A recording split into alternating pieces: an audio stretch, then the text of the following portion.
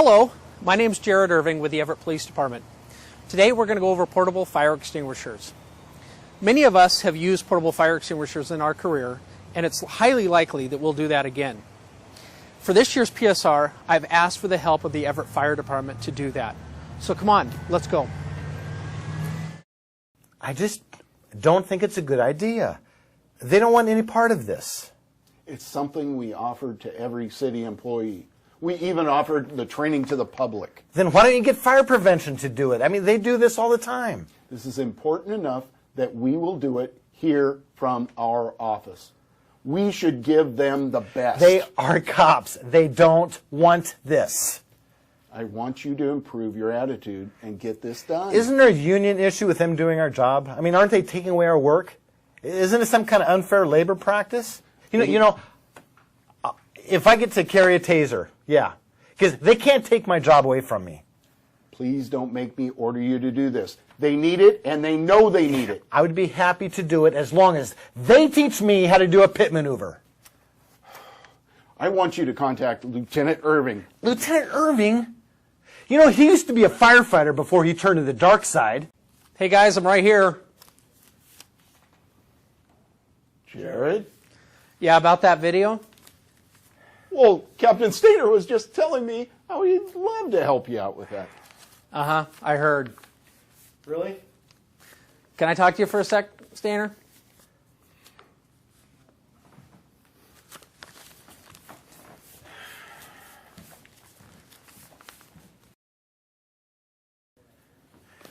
Okay, I can be at the drill field in 30 minutes.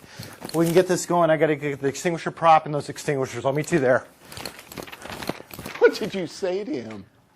Well, Mike, it's all about finding the good in people and motivating them. See you later.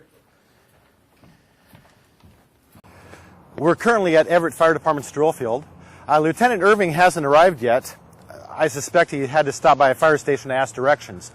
However, there's no reason we can't get started without him.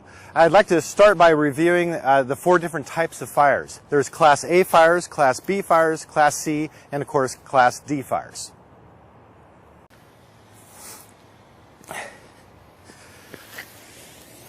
Class A fires are ordinary combustibles such as wood, paper, and plastics. These are by far the most common type of fires that we come across, and one that you can easily fight with the resources you have. And s'mores are good. Just don't use this for s'more fires. Class B fires consist of flammable and combustible liquids such as gasoline, diesel, kerosene, and this is propane.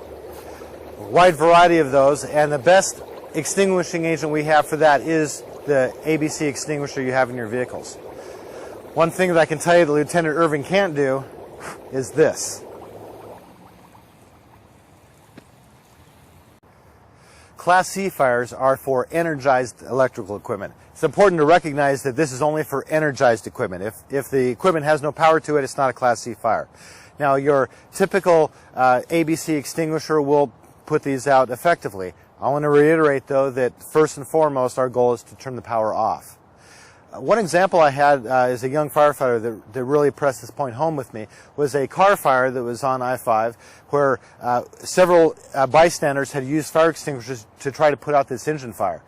As we arrived, I'm pulling a fire hose, and my captain is evaluating the fire, and he was smart enough to take a screwdriver and simply pop off the negative battery terminal from the vehicle. The fire instantly went out, which was especially remarkable considering all the bystanders there that had been using their fire extinguishers to try to get this thing put out. Class D fires consist of metals. Common examples for that are magnesium, lithium, and sodium. We do see magnesium in car fires. It's also, though, not uncommon to see lithium in drug labs for the manufacture of methamphetamines. Lithium is often obtained through batteries that can, or rechargeable batteries that contain lithium. You can cut them open, and lithium is a very soft, pliable metal that's just easy to tear and manipulate, almost like aluminum foil.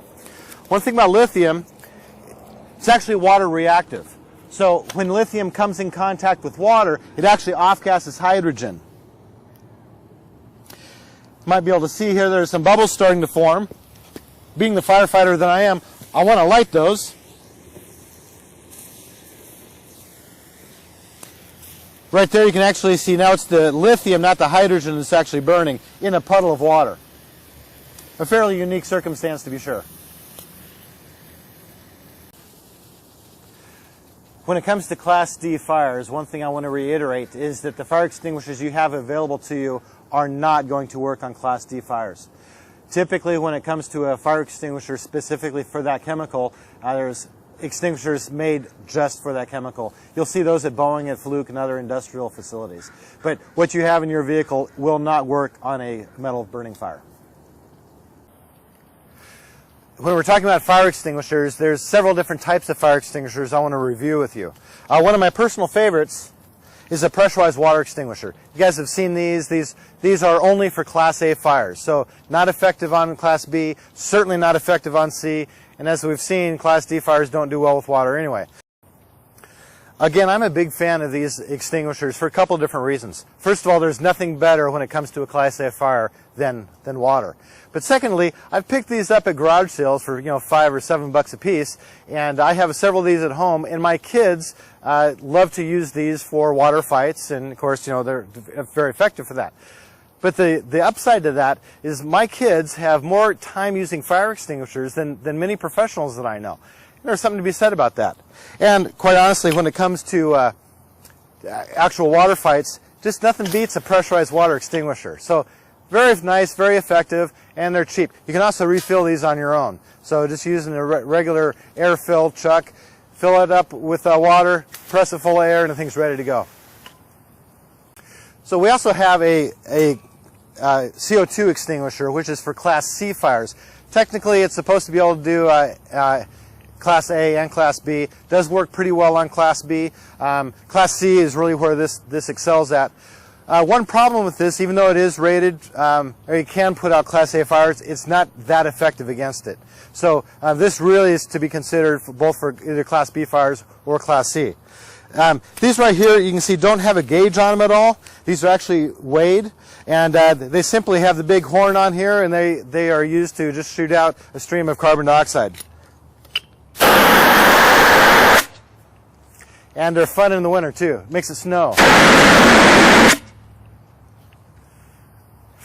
Kids with toys, that's all we are. This is a traditional ABC extinguisher, very likely the same ones that you have in your patrol vehicles. So these extinguishers are capable of fighting wood and paper fires, gasoline and diesel fires, and even electrical fires. Again, not for burning metals, but for everything else. So these are very effective in that. A couple things when you're operating these, it's important to keep the extinguisher upright. These do have a tube on the inside that you can see here that if you're to try to operate this sideways or something, you're going to get the nitrogen propellant instead of the extinguishing agent, and this of course will be ineffective very quickly. These extinguishers do have a limited reach and a limited lifespan. So these right here last for about 20 to 30 seconds, depending on lots of other factors. The reach of these, they do get out there and reach for a little bit. I want you to see exactly how far out it can get. One important thing about extinguishers, especially when you don't have any personal protection equipment on, use that reach of your extinguisher so you don't have to get any closer to the fire than what's necessary. Did you think I was going to do it? Okay, here it goes.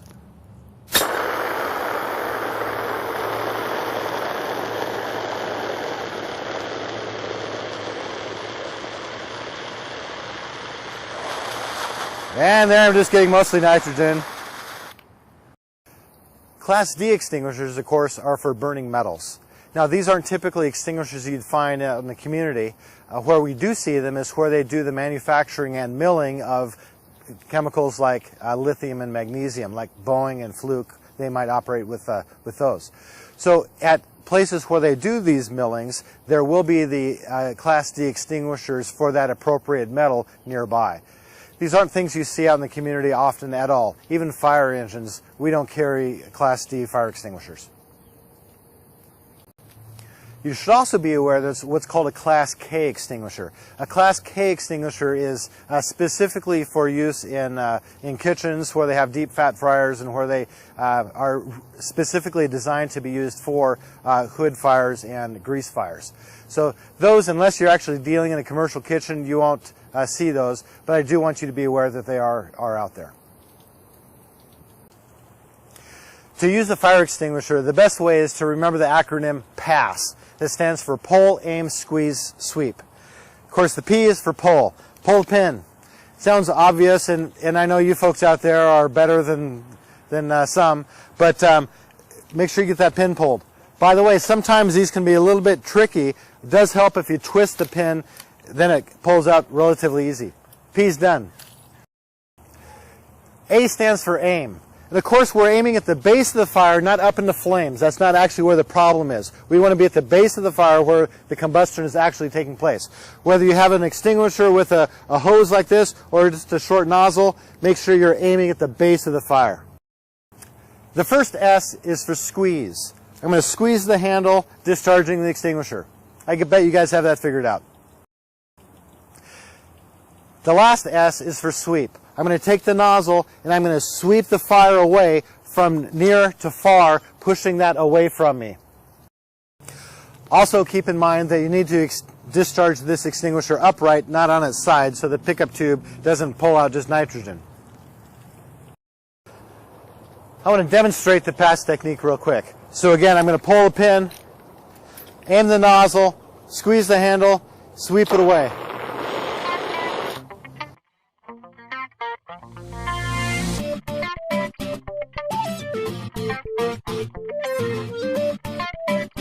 And I'm going to back out so that fire doesn't catch me by surprise.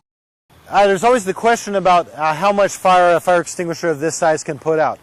For the public, the general rule of thumb is a fire the size of a garbage can. It would be about the right size for this. But with a little bit of training and preparation, such as yourselves, I would expect that you could put out a fire much larger.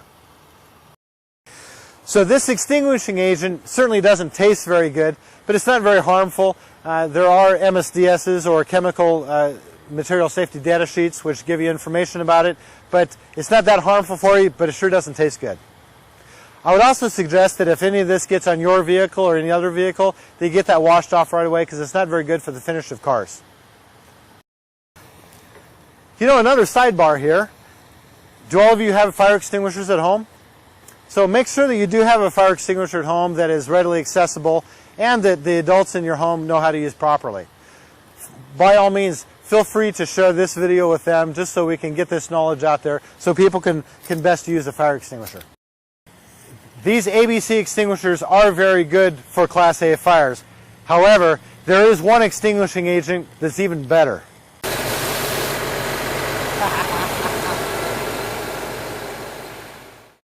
And that extinguishing agent would be water.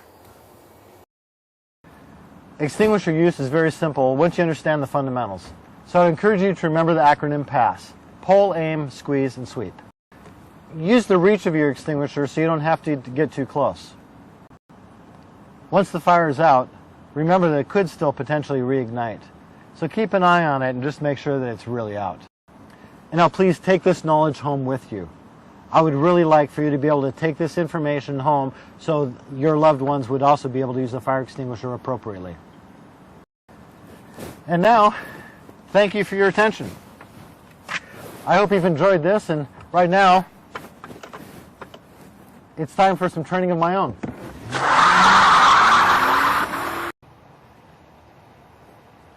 Fireman. I guess that'll be the last time I ever let some fireman use my car. This is unbelievable. I hope that he left the keys so I can at least drive my car home. I cannot believe him. Fireman. Can't trust him. You can't let him be a medic. Unbelievable. Oh, that's good. He left the friggin' thing running. He left the car running. Any kid could have jumped in my car and stolen it. This is unbelievable. Never let a fireman borrow anything. they always ruin it.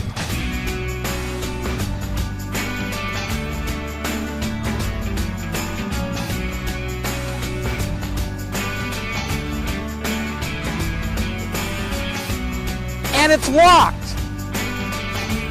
How in the world am I supposed to get in my car now? Can somebody send me another car, please?